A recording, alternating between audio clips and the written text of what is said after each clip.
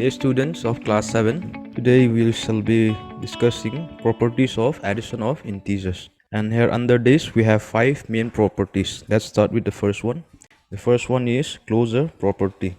Closure property states that when an integer is added to another integer, we will always get the result as an integer. So let me show you some examples. Now here let us take two integers 7 and 3. Let us add them. 7 plus 3 equals to 10. Now here in this case 7 is a positive integer and 3 is also positive integer. When we add them we get 10, which is also an integer. Now here we are adding two positive integers and we get the result as another positive integers. Similarly, let's try and add two negative integers, say minus 7 and minus 8. Let us add them. Minus 7 plus minus 8, the result is 15. Since both the integers have minus sign, we'll place it before 15. So minus 15 is an integer again. Now moving on to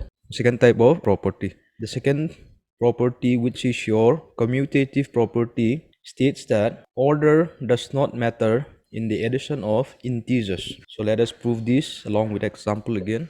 Commutative property example. Let us add 18 and 14. Now by adding 18 and 14, we will be getting the result as 32. Now look at the order. 18 is placed before 14. Now I'm going to change their order. We'll bring 14 first, then 18, and we'll still get 32 as the answer.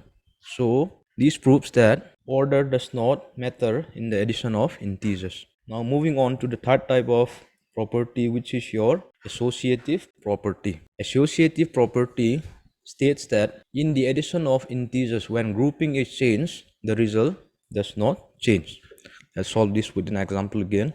Let's say 8 plus 3 plus 9. Here we'll group 8 and 3 first, and then you'll get 8 plus 3 is 11.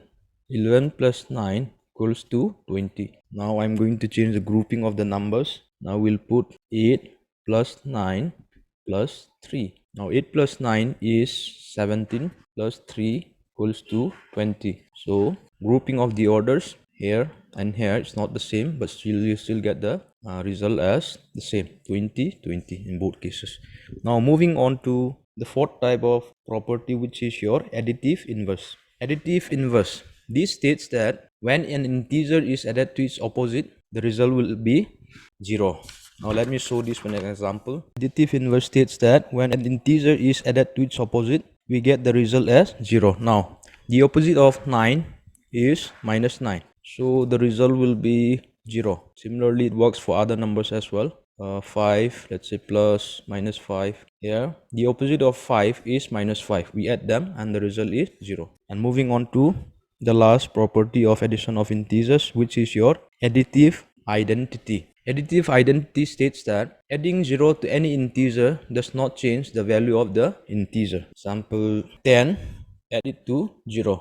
You'll still get 10 as the result. So there is no change in the outcome when 0 is added to any integer. Similarly, let's say minus 20 and add it to 0. Does not affect the result and it still remains minus 20. So that is your additive identity. So based on what we have discussed today about the properties of integers, my dear students, as an assignment, please solve question number 1 of exercise 1.2. That will be your assignment for the day. Thank you.